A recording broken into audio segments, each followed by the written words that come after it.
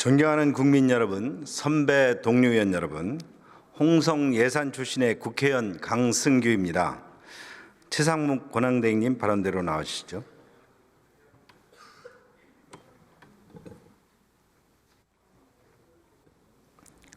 국민의힘 강승규 의원이 단상의 위치를 조정하고 있습니다.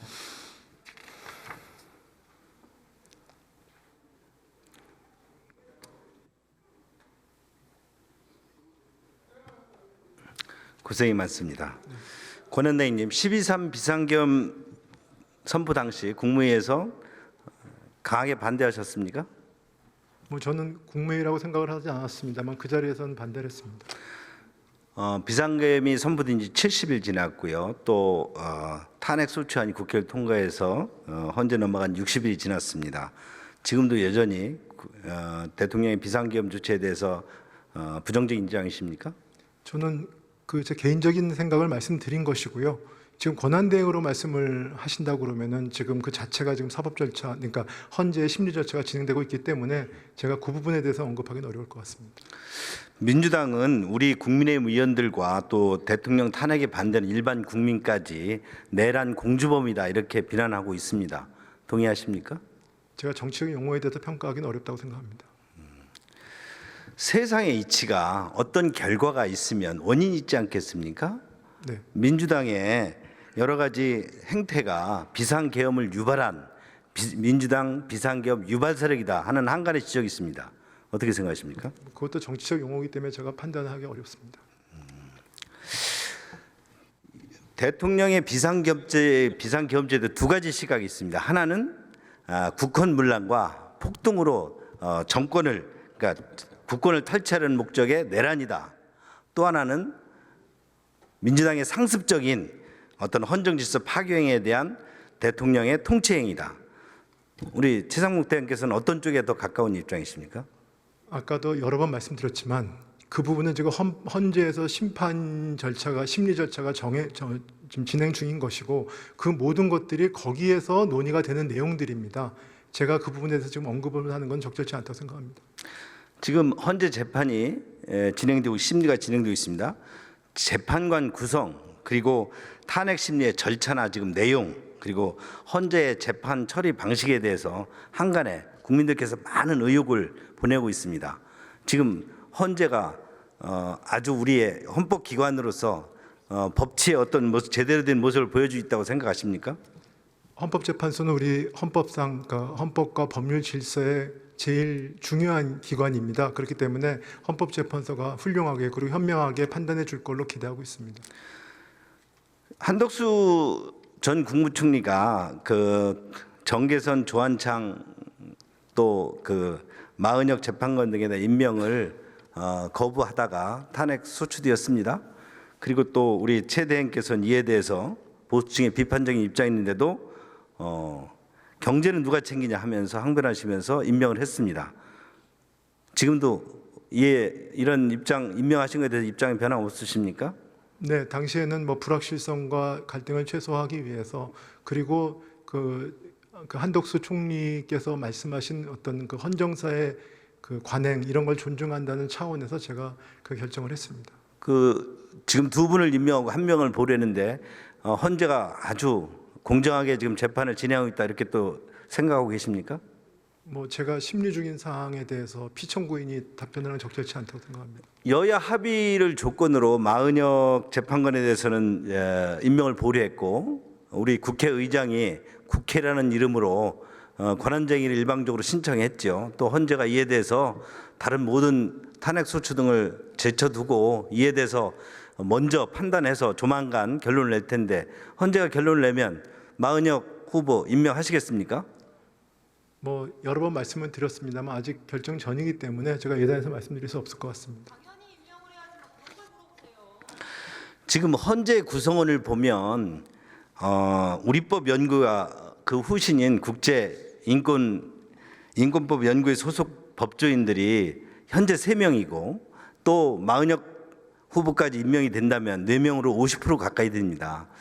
특정 어떤 연구모임 출신들이 이렇게 한 기관에 헌법기관에 절대 다수를 차지하면서 그것이 어떤 이념 편향적으로 재판이 되는 것을, 그것도 대통령 탄핵이 이런 재판관들에서 결정되는 것이 과연 합리적이라고 생각하십니까? 법치의 모습이십니까?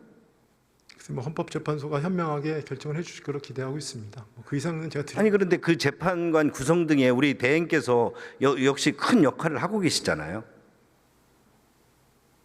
전 총리 권한 대행께서는 이에 대해서 거부하면서 탄핵 소추까지 당했고요. 근데 지금 대행께서 지금 마은혁 재판관 후보를 임명할 것이냐 아니냐가 또 한간에 많은 지금 관심 대상입니다.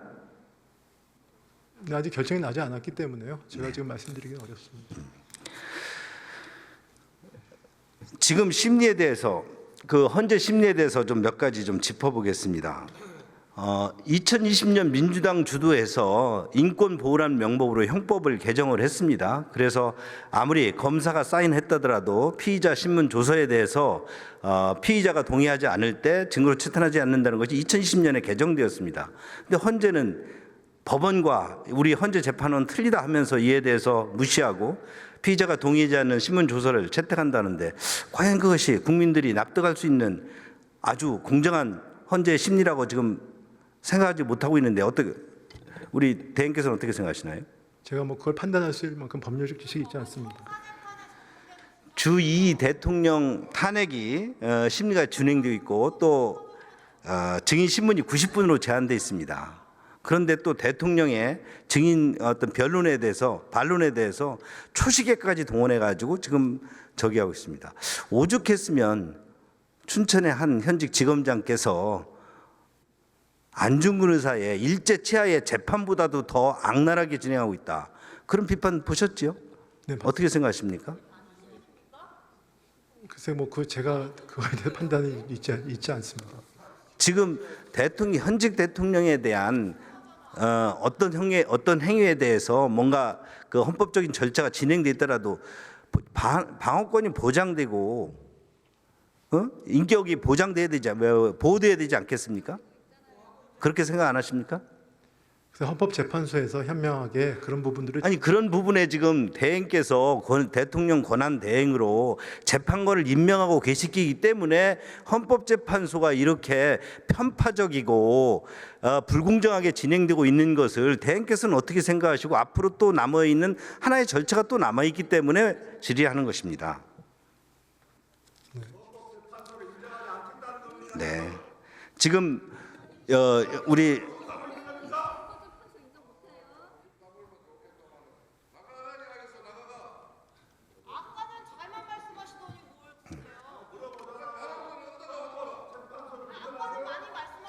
의원석에서 소요가 일어나고 있습니다. 자, 우리 본회의장의 질서와 품위는 우리 의원님 스스로가 각자 좀 지켜주시면 좋겠습니다. 우리 의석에서 말씀하시는 의원님도 나와서 질의할 때가 있기 때문에 가급적 거부간 이야기라도 경청하시고 또 답변에 대해서 일일이 개입하고 하시는 일은 좀 자제해 주시면 좋겠습니다. 계속하십시오. 조계원 의원님 조금만 자제해 주세요. 조금만 자제해 주세요. 다 평가하시면 되지. 아니 다 평가하시면 되지. 의석에서 그렇게 자꾸 개입하지 마세요. 계속하세요. 계속하세요. 누가 의원직이 자, 강성규 의원 질의 계속하세요. 네.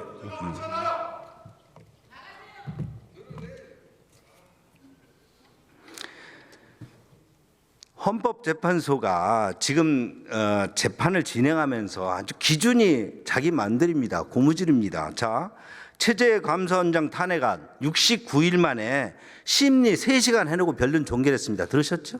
네. 또 이진숙 방통위원장 비상체제 방통위의 비상체제인데도 173일에 종결했습니다. 대통령 탄핵 소추가 시작된 지 60일 지났습니다. 지금 속도대로면 90일 안에 다 끝낸다는 겁니다. 누구를 위한 탄핵인데 이렇게 탄핵 열차 급하게 당하나요? 무슨 뭐 현직 대통령 탄핵 이렇게 급하게 안 하면 뭐 오징어 게임처럼 죽기냐 살기냐 이런 게임입니까? 지금 그렇게 생각하세요? 이런 헌재가 지금 저 야당 의원들이 주장하는 것처럼 아주 공정한 헌법기관으로서 역할을 다하고 있다고 생각하십니까?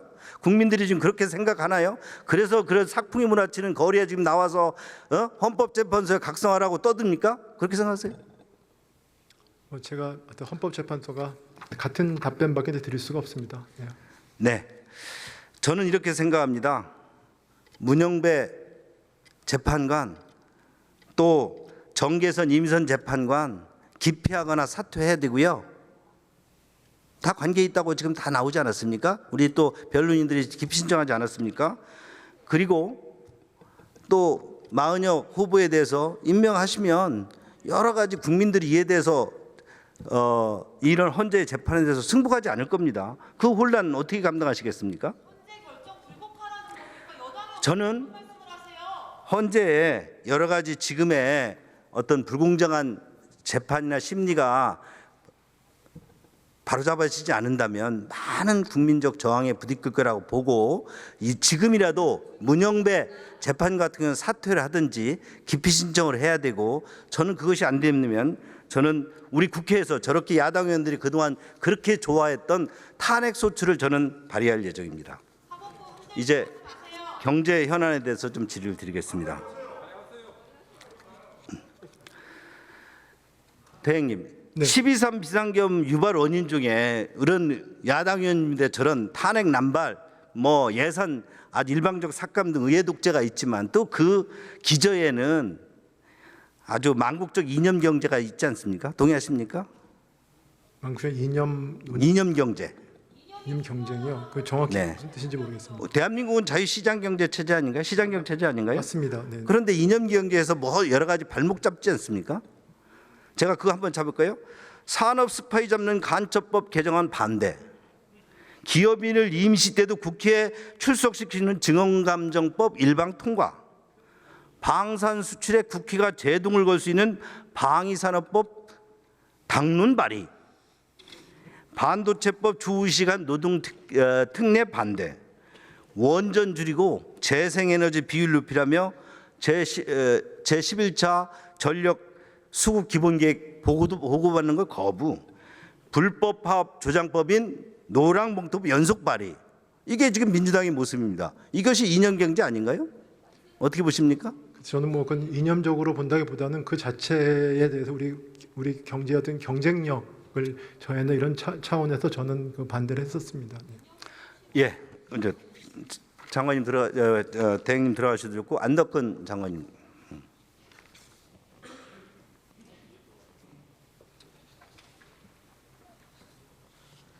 안덕근 산업통상지원부 장관이 답변을 위해 탄상합니다. 이재명 대표께서 삼성만한 글로벌 대기업 6개를 만들겠다. 방위 산업을 적극 지원하겠다 그랬습니다.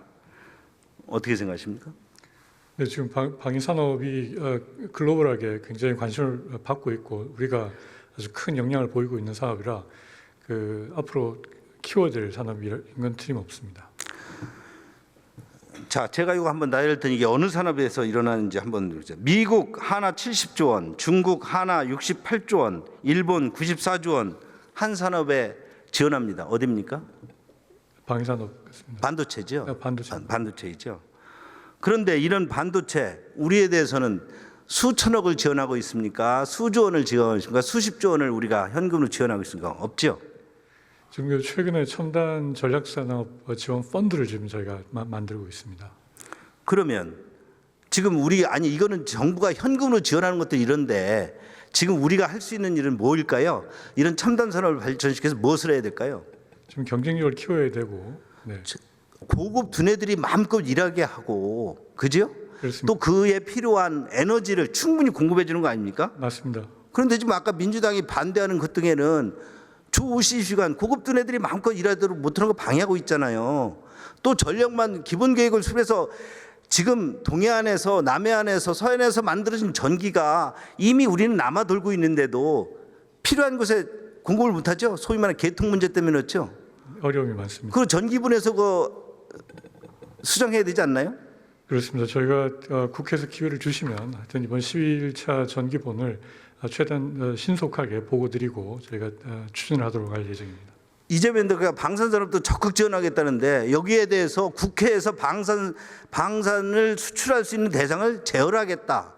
국회가 우리나라 수출 방위산업 제품을 제어한다는 것은 뭐 중국의 우호적인 중국을 적대진 나라, 북한의 적대진 나라는 방산 수출을 못하게 막겠다는 건가요? 그렇게 생각하십니까? 그 방산 지금 물자를 수출할 때 현재는 방사청에서 수출허가 심사를 하고 있습니다. 그래서 아마 우리가 방산 물자를 수출할 때 여러 가지 우려가 있으신 부분이 있을 것 같은데 그런 부분들은 향후에 저희가 지금 하고 있는 그 방사청의 수출허가 심사 절차에서 좀 보완을 하면 되는 것이지 국회에서 동의를 얻는 절차가 만약에 부과된다 그러면 상당히 우리 산업의 그 경쟁력 차원에서 좀 애로가 생기지 않을까 저는 우려를 하고 있습니다. 요즘 원전 얘기 좀 해보면 요즘 원전에 대해서 큰 성과 있으셨죠? 네, 미국하고 지금 원전 협력 저희가 MOU 체결하고 앞으로 글로벌 시장에서 같이 협력하기로 지금 저희가 원전 동맹이라도 볼 수 있습니까? 그렇습니다. 네. 뭐 저희가 산자위 심의할 때도 우리 민주당 의원들께서 웨스팅하우스가 우리 한국형 원전에 대해서 수출에 대해서 많은 제동을 걸 것이다. 아주 뭐 걱정을 많이 했는데 일거에 다 제거하신 것이죠? 예, 지금 저희는 저 재생과 원전 두 축으로 우리 에너지 믹스를 끌고 가는 정책을 계속 지속적으로 추진하고 있습니다. 동해가스전에 대해서 지난해 그 발표하시고 추진을 할 때 시추를 6공 한다고 그랬습니다.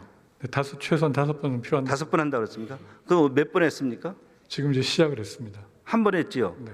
그런데 최근에 보도에 오면 뭐 대왕굴에 시추 포기합니까? 아닙니다. 지금 그 언론에 뭐 실패라든가 뭐 여러 가지 얘기가 있는데 지금 그런 건 아니고요.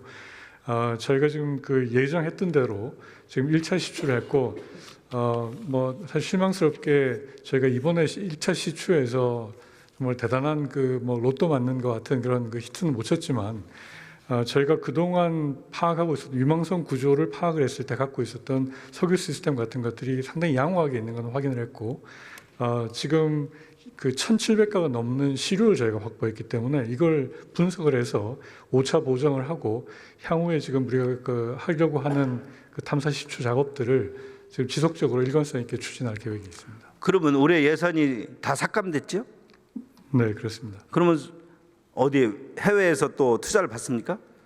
예, 저희가 지금 뭐 상황에서는 그 해외 투자를 받을 수밖에 없는 상황이고 그 관심 있는 국내 기업들에게도 투자 기회를 주려고 그러고 있고요. 그리고 그렇다고 해서 투자가 된다고 무조건 이걸 다 넘길 수는 없는 상황이라 당연히 우리 그 정부가 합당한 이 적정한 부분의 소유권을 가지고 있어야 됩니다. 이 중요한 국부인 것이고 그래서 반드시 추경이나 이후 작업에서 꼭 예산이 좀 확보가 되기를 저희는 바라고 있습니다. 아니 그 민주당이 그 예산 삭감한 거 그거 하나도 없는데 어떻게 하겠습니까? 아니 우리 정부가 투자를 하는데 누가 투자하겠습니까? 저희가 그 국회에 와서 제가 얼마 전에도 그 결과를 발표드린 것들이 지금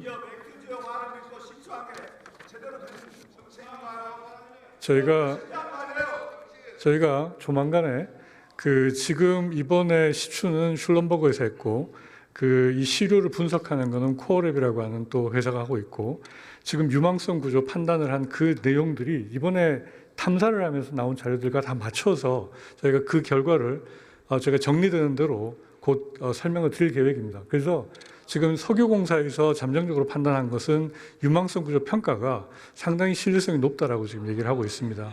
그래서 지금 이 작업들은 향후에 저희가 국가적으로 굉장히 길게 장기적인 안목을 가지고 해야 되는 이 자원개발 사업에 큰 차질이 없도록 저희 계속 추진하도록 하겠습니다.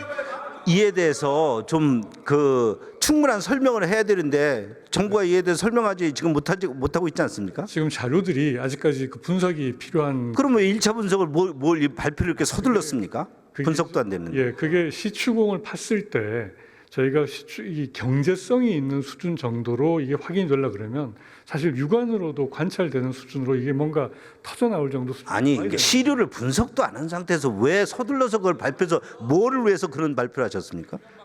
저희가 그 이 시추선이 며칠 전에 떠났습니다.